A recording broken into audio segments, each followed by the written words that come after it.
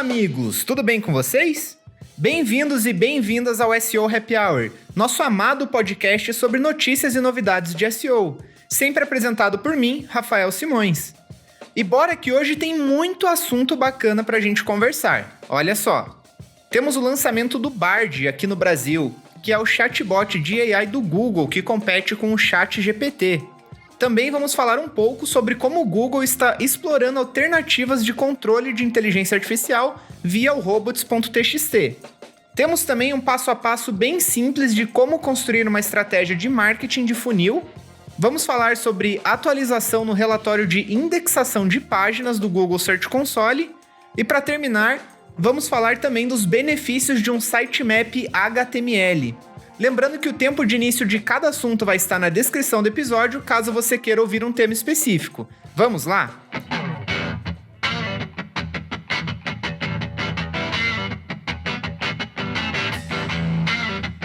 Pessoal, o Bard chegou no Brasil finalmente.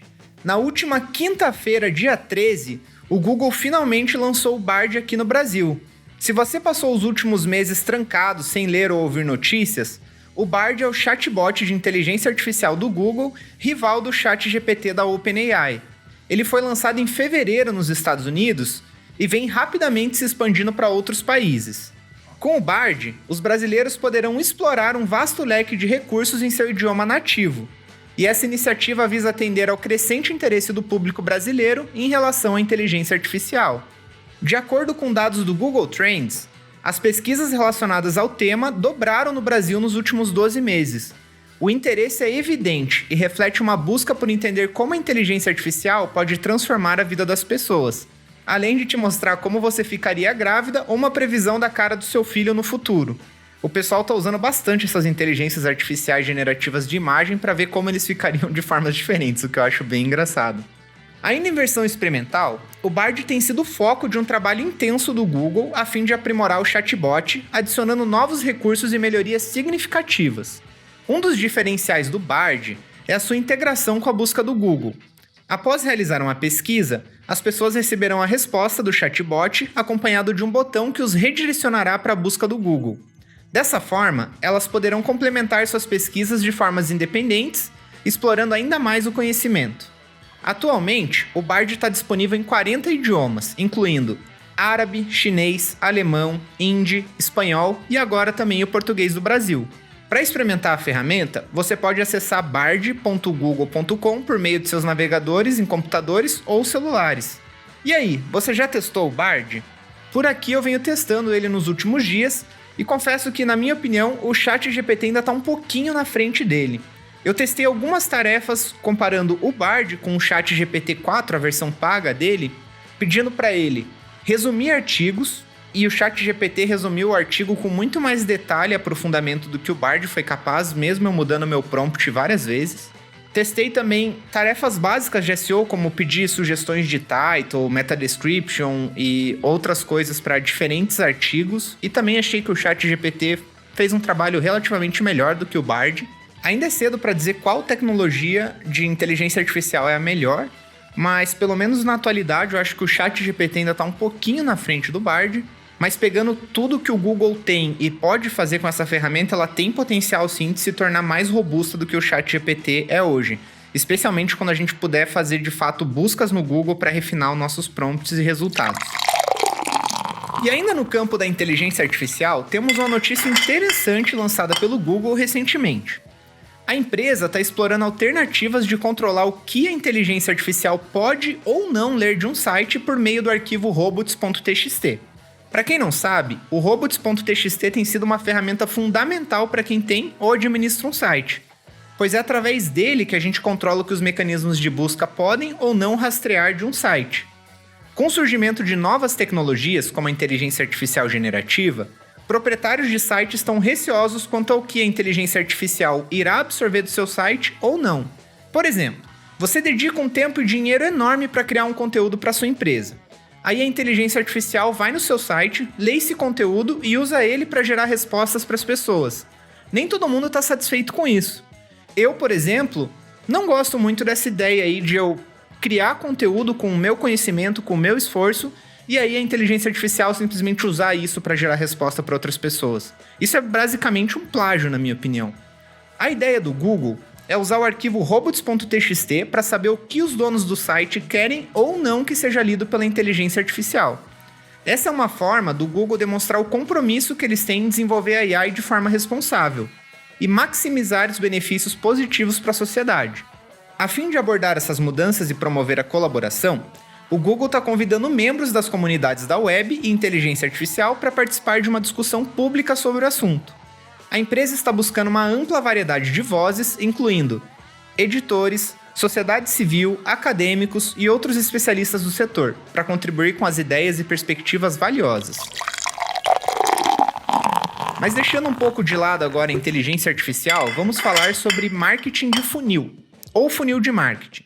Empresas que desejam alcançar e converter clientes em potencial precisam conhecer e aplicar estratégias de marketing de funil. Isso porque essa estratégia auxilia na criação de conteúdo especializado para cada etapa do processo de venda, ajudando a convencer as pessoas a comprarem seu produto ou serviço. Quer conhecer mais sobre estratégia? Vem que eu te conto. Para começar, vamos de definição. O marketing de funil é uma abordagem estratégica para criar conteúdo especializado para cada etapa do funil de marketing ou de vendas. Nele temos o topo do funil, que também é conhecido como tofu, o meio de funil, que é o mofu, e o fundo de funil, que é o bofu. Lembrando que essas terminologias podem ser diferentes em diferentes lugares, tá? Cada etapa do funil tem um público-alvo diferente e objetivos distintos. É muito importante que você entenda isso. No topo do funil, o foco está em atrair e educar clientes em potencial que podem não estar cientes da sua marca, do seu produto ou do problema que a sua empresa pode resolver. Então aqui é basicamente pessoas que ainda não conhecem a sua empresa ou a sua solução e estão buscando de forma genérica. Usando um exemplo de SEO, um conteúdo topo de funil, por exemplo, seria o que é SEO. Então a pessoa ainda não conhece sobre o assunto, mas ela está buscando mais informação sobre. Já no meio do funil, o objetivo é direcionar os clientes que já reconheceram um problema, mas ainda não sabem qual é a solução adequada. Então, voltando ao nosso exemplo, a pessoa leu o conteúdo topo de funil e descobriu o que é SEO. E aí, de repente, no meio do funil, uma próxima busca que ela possa fazer é quanto que SEO custa. Porque ela viu que SEO é importante, ela quer fazer na marca dela, mas ela quer ter uma ideia de preço. Então ela está ali no meio do funil. E no fundo do funil, o foco é converter os clientes que estão prontos para fazer uma compra e estão considerando os produtos ou serviços da empresa. Então, no nosso exemplo de SEO ali, um conteúdo fundo de funil poderia ser principais agências de SEO, ou agências de SEO em Curitiba, ou agências de SEO para e-commerce. E dessa forma a pessoa já sabe o que ela está procurando e ela está de fato buscando opções nessa etapa da busca dela. Ao adotar uma estratégia de marketing de funil, as empresas são capazes de abordar os clientes em potencial em todas as etapas do processo de tomada de decisão, fornecendo o conteúdo certo no momento certo. Isso ajuda a nutrir o relacionamento, construir a confiança e também aumentar as chances de conversão. Além disso, ao oferecer conteúdo relevante e personalizado em cada etapa do funil, as empresas podem criar uma experiência mais envolvente e direcionada, melhorando assim a eficácia de suas campanhas de marketing. Agora que você já sabe que a estratégia de marketing de funil só tem a ajudar o seu negócio, é hora de botar a mão na massa. Então confira comigo 5 passos para colocar em prática a estratégia de marketing de funil na sua empresa. Passo 1. Mapeie a jornada do seu cliente. Antes de tudo, é essencial entender como seus clientes percorrem a jornada para conhecer sua marca até a efetivação da compra. Identifique as etapas da jornada como conscientização, consideração e decisão, e compreenda os pontos de contato e necessidade dos clientes em cada fase. Isso permitirá que você crie conteúdo relevante e direcionado para cada etapa do funil. Para essa etapa, eu particularmente desencorajo um pouco o uso de ferramentas de SEO e de pesquisa de palavras-chave, e o ideal aqui é de fato você falar com o seu cliente para entender quem é ele e o que ele precisa. Aqui você pode fazer questionários e enviar para os seus clientes para ter mais informações sobre quem de fato eles são e o que eles precisam, ou você pode até mesmo fazer um focus group e convidar clientes para uma roda aberta e conversar com eles para entender melhor quem são eles e como você pode ajudá-los com o seu conteúdo. Passo 2. Escolha o seu canal de marketing. Ao invés de tentar abordar vários canais de marketing simultaneamente, é recomendado escolher um canal principal e desenvolver uma estratégia sólida para ele. Pode ser SEO, mas dependendo do seu cliente, pode ser rede social, pode ser mídia paga, pode ser vídeo ou qualquer outro canal relevante para o seu negócio. Foque em construir, executar e rastrear o desempenho do canal escolhido até obter resultados consistentes antes de explorar outros canais. Passo número 3. Escolha bem os seus KPIs. Os KPIs são métricas essenciais para acompanhar o desempenho de suas ações de marketing. Escolha um ou mais KPIs relevantes para sua estratégia, como por exemplo, tráfego do site, conversão, tempo na página, taxa de rejeição, entre outros. Essas métricas ajudarão a avaliar o sucesso da sua estratégia e a fazer ajustes conforme o necessário. Passo 4. Crie conteúdo. Com base no mapeamento da jornada do cliente, desenvolva conteúdo personalizado para cada etapa do funil. No topo do funil, forneça conteúdo informativo e educacional para atrair e engajar um público amplo. Já no meio do funil, ofereça conteúdo mais específico que ajude os clientes a entender melhor seu problema e apresente solução como uma opção viável. No meio do funil, ofereça conteúdo mais específico que ajude os clientes a entender melhor seu problema e apresente a sua solução como uma opção viável. No fundo do funil, direcione o conteúdo para promover seus produtos ou serviços, destacando seus benefícios e também incentivando a conversão. Esse passo é o passo que a gente vê as pessoas mais errando aqui dentro da nossa agência. Por quê? Muitas vezes as pessoas criam conteúdo de topo ou meio de funil, mas dentro do conteúdo não tem nenhuma ação para que a pessoa ou visite outro conteúdo ou converta de alguma forma.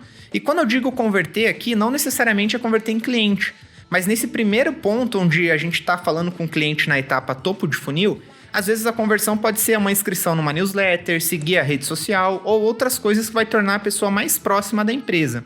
Se você está produzindo conteúdo e o seu conteúdo não tem nenhum tipo de ação para as pessoas fazerem após ler ele, você está produzindo informação de graça, então cuidado com isso. E passo número 5 e último, acompanhe o desempenho e realize ajustes quando necessários. Então, monitorar o desempenho da sua estratégia é crucial para identificar o que está funcionando e onde podem ser feitas melhorias. Utilize ferramentas como Google Analytics e Google Search Console para rastrear métricas relevantes e avaliar o impacto do seu conteúdo e das ações de marketing em cada etapa do funil. Com base nos dados obtidos, faça ajustes nas suas táticas e estratégias para otimizar os resultados ao longo do tempo.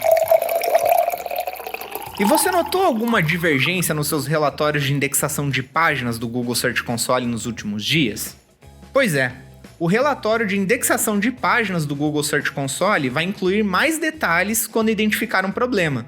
Mas fique tranquilo que essa mudança é apenas na forma de relatar o problema e não vai afetar o processamento de nenhum site. Então, resumidamente, o seu site não tem problemas novos. O Google está basicamente dando mais detalhes sobre problemas que já existiam para facilitar o teu processo de identificar e resolver esses problemas. O caso é que, recentemente, alguns profissionais de SEO perceberam um aumento nos problemas relatados no relatório de indexação do Google Search Console. No entanto, o Google não publicou nenhuma explicação para esse problema, o que levou alguns a pensarem que os problemas estavam relacionados aos seus próprios sites. Com base nessa confusão toda, o John Mueller explicou no Twitter que o Google é atrasado na adição das anotações ao relatório e se desculpou pelo atraso. Ele afirmou que adicionaram mais informações detalhadas sobre problemas na indexação de páginas, o que pode levar a um aumento na quantidade de problemas relatados na ferramenta. Ou seja, o aumento nos problemas de indexação aconteceram justamente por conta da atualização no relatório. No entanto, é importante ressaltar que essa mudança é apenas na forma de reportar e não afetará o processamento do teu site nas buscas. Seu site possui um sitemap HTML? Você conhece os benefícios dessa estratégia e dessa estrutura? Bom, o sitemap é uma página que lista todas as páginas do seu site de forma organizada. É como se fosse um mapa do site que permite às pessoas navegarem e encontrar facilmente o conteúdo desejado. O sitemap HTML é projetado para ser amigável para as pessoas, apresentando as principais páginas e também suas subpáginas em uma estrutura hierárquica. Ele ajuda os visitantes do site a ter uma visão geral das diferentes seções e categorias disponíveis, facilitando a descoberta e a navegação pelo conteúdo. Mas antes da gente entrar no sitemap HTML, é bom destacar que existem dois tipos diferentes de sitemap: o sitemap HTML e o sitemap XML. Vou falar sobre cada uma delas para a gente entender a diferença juntos. O sitemap HTML é projetado para as pessoas do site. é uma página comum, escrita em linguagem HTML e visualmente apresentada para as pessoas, geralmente com links clicáveis para as diferentes páginas e seções do site. Já o sitemap XML é projetado para os mecanismos de busca, como o Google. Ele fornece informações estruturadas sobre as páginas do site para ajudar os mecanismos de busca a indexá-las corretamente. É escrito em uma linguagem de marcação específica chamada XML e segue uma estrutura definida, com informações sobre cada página, como a URL e data da última modificação. O uso de um sitemap pode trazer diversos benefícios para uma estratégia de SEO, e eu vou comentar alguma delas aqui com vocês. Número 1. Indexação eficiente. O sitemap ajuda os mecanismos de busca a rastrear e indexar as páginas do seu site de maneira mais eficiente, garantindo que nenhum conteúdo importante seja perdido ou ignorado pelos mecanismos de busca. Número 2. Descoberta de conteúdo atualizado. Se você atualiza frequentemente o conteúdo do seu site, um sitemap notifica os mecanismos de busca sobre as alterações recentes. Isso acelera o processo de descoberta do Google e ajuda a garantir que as versões atualizadas das páginas sejam exibidas nos resultados de pesquisa. Número 3. Melhora a compreensão da estrutura do site. Um sitemap fornece informações sobre a estrutura do seu site, incluindo a organização hierárquica das páginas e a relação entre elas. Assim, os mecanismos de busca entendem melhor como o conteúdo do seu site está organizado e como as páginas estão interligadas entre si. Uma compreensão clara da estrutura pode resultar em uma indexação mais precisa e uma experiência melhor para as pessoas. E número 4, ajuda a organizar sites complexos.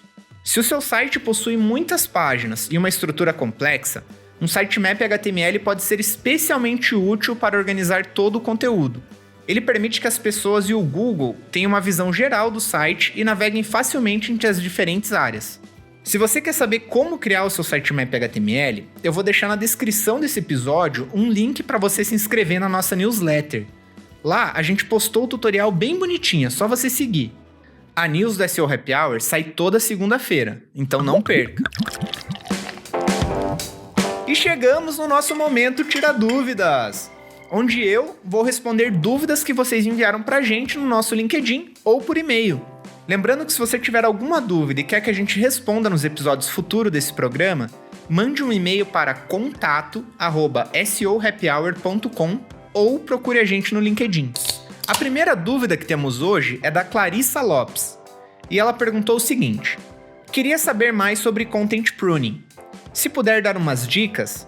Uma pergunta mais específica é a seguinte: se eu descubro que tem mais de um texto com a mesma palavra-chave no blog do meu site, e eu sei que isso é problemático, qual a melhor ação para resolver o problema?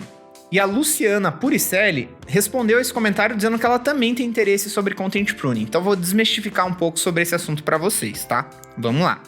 O Content Pruning é uma estratégia de SEO onde você vai fazer uma auditoria de conteúdo do seu site para saber quais conteúdos estão atingindo os objetivos propostos a eles e quais não. Para os conteúdos que não estão atingindo o objetivo, aí o ideal é que a gente faça duas ações com eles. Se o conteúdo de fato for importante para a marca e para a sua estratégia, o ideal é que você atualize aquela página, vendo tudo que ela precisa mudar para que o conteúdo passe a atingir o objetivo estabelecido. Número 2, caso o conteúdo não seja mais importante ou relevante para a marca, o ideal é de fato você remover ele do seu site, porque se ele não está te trazendo acesso, não está te trazendo lead e não ranqueia para nenhuma palavra-chave no Google, e você também não vai aplicar esforço melhorando esse conteúdo, basicamente não tem por que manter ele no seu site. Para quem não sabe, o Google basicamente avalia duas coisas num site. Sempre que o Google entra num site, ele atribui um score geral para o site, e aqui quando eu digo site é o domínio, o subdomínio como um todo, e ele também aplica uma métrica a nível de página. Se você tem muitas páginas ruins, talvez essas páginas ruins reduzam o teu score geral, fazendo com que o Google veja o seu site pior do que ele realmente é. E quando você executa o Content Pruning, você eliminando essas páginas que estão atrapalhando a sua estratégia, vai sobrar mais tempo e espaço para o Google olhar o que de fato é bom dentro do teu site, e ele tende a te recompensar por isso. Na grande maioria das vezes que executamos estratégias de Content Pruning aqui na SEO Happy Hour, e a gente costuma fazer isso com quase todos os nossos clientes, a gente vê resultados positivos. Vale ressaltar que quanto maior o site e mais conteúdo ele tenha criado ao longo do tempo, mais vale dessa estratégia. Agora respondendo a outra dúvida da Clarissa, se você já encontrou 2 ou mais URLs dentro do teu site que falam sobre o mesmo assunto ou querem posicionar para a mesma palavra-chave, isso vai gerar um problema de canibalização. Então o que você tem que fazer aqui é pegar uma dessas URLs que tem a mesma palavra-chave e escolher qual que você vai querer como a principal. Geralmente para essa etapa eu recomendo manter a URL que já possui mais acessos. Definindo qual é a URL principal, você vai olhar para as outras URLs que competem para aquele mesmo termo e você vai ver o que o conteúdo deles tem de bom e você vai mover ou adaptar esse conteúdo para a URL principal. E após fazer isso, você também fará um redirecionamento 301 da URL que está competindo com a URL que você julgou como principal. Ao fazer o redirecionamento do conteúdo duplicado ou da canibalização, você está resolvendo esse problema e dizendo para o Google de uma forma clara qual página você quer indexada para aquele termo. E indo para a nossa segunda dúvida do dia, o Paulo Andraus perguntou quais são os prós e contras de indexar uma PDP. Para quem não sabe, PDP é página de detalhe do produto. Bom, se você trabalha com e-commerce, marketplace ou vende produtos na internet, você precisa ter a sua PDP indexada se você quer que o Google mostre ela para um possível resultado. Então eu diria que a grande maioria das vezes, você só vai ter prós numa estratégia de indexação de PDP. Entretanto, dependendo do como o seu site está estruturado e de quantos produtos você tem, se você tem produtos muito similares ou se você tem variações do mesmo produto, como por exemplo, diferentes cores, tamanhos ou miligramagem, ter todas essas PDPs indexadas pode acabar gerando um problema de conteúdo duplicado bem similar ao que eu respondi da dúvida da Clarissa anteriormente. Então o que acontece? Uma URL passa a competir com a outra e no fim do dia nenhuma das duas URLs ou mais acabam bem posicionadas no Google. Nesse caso, o processo é bem similar ali ao que eu comentei anteriormente da canibalização de páginas. Só que aqui você não pode redirecionar a URL, porque senão aquela página nunca vai abrir para as pessoas e você precisa que aquela variação do produto abra para que as pessoas consigam comprar aquele produto específico. Quando você lida com produtos e páginas que precisam existir e são muito similares, a resolução do problema muda um pouco.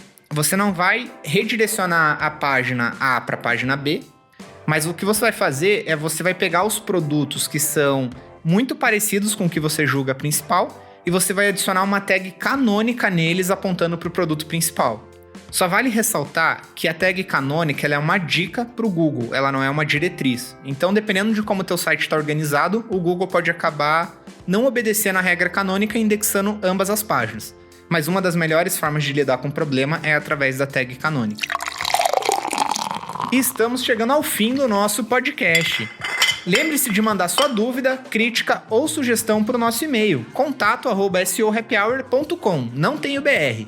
E antes de ir embora, deixa eu fazer um jabá aqui, porque a SEO Happy Hour presta consultoria de SEO para diversas empresas, e a sua empresa pode ser uma delas.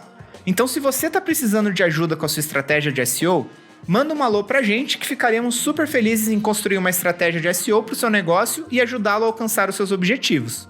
Por hoje é só. Um grande abraço e até a próxima segunda. Valeu!